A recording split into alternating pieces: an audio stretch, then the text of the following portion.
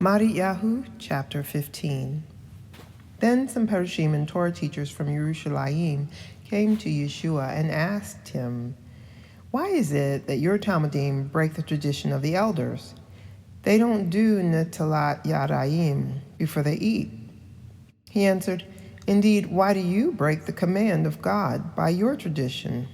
For God said, 'Honor your father and mother,' and anyone who curses his father or mother must be put to death. But you say, if anyone says to his father or mother, 'I have promised to give to God what I might have used to help you,' then he is rid of his duty to honor his father or mother. Thus, by your tradition, you make null and void the word of God.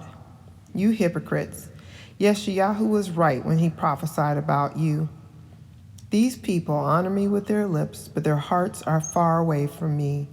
Their worship of me is useless, because they teach man-made rules as if they were doctrines." Then he called the crowd to him and said, "Listen and understand this.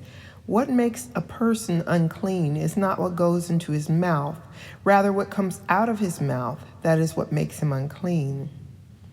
The Talmudim came to him and said, "Do you know that the Perishim were offended by what you said?" He replied, "Every plant that my Father in heaven has not planted will be pulled up by the roots. Let them be. They are blind guides. When a blind man guides another blind man, both will fall in a pit." Kepha said to him, "Explain the parable to us." So he said, "Don't you understand even now? Don't you see that anything that enters the mouth goes into the stomach and passes out into the latrine? But what comes out of your mouth is actually coming from your heart, and that is what makes a person unclean. For out of the heart come forth wicked thoughts, murder, adultery, and other kinds of sexual immorality, theft, lies, slanders.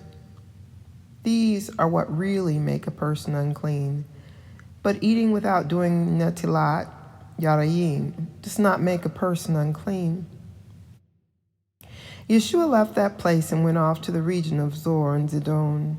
A woman from Canaan who was living there came to him, pleading, "Sir, have pity on me, son of David.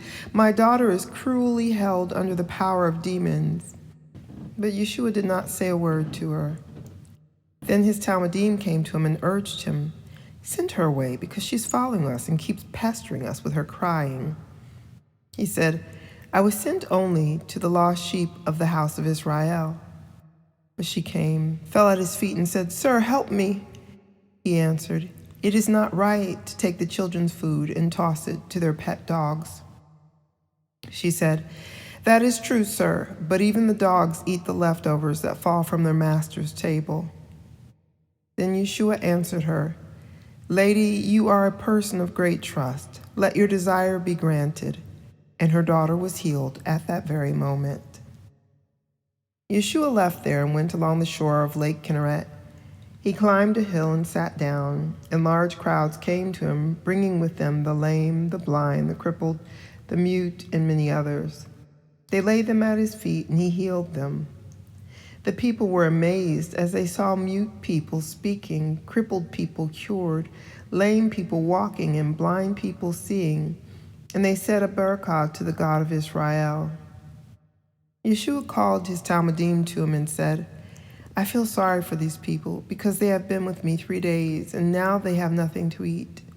I don't want to send them away hungry, because they might collapse on the way home." The Talmudim said to him, "Where will we find enough loaves of bread in this remote place to satisfy so big a crowd?" Yeshua asked them, "How many loaves do you have?" They said, 7, and a few fish.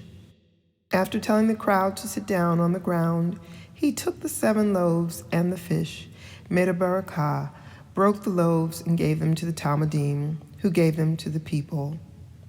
Everyone ate his fill, and they took 7 large baskets full of the leftover pieces. Those eating numbered 4,000 men, plus women and children. After sending the crowd away, he got in the boat and went off to the region of Magadan.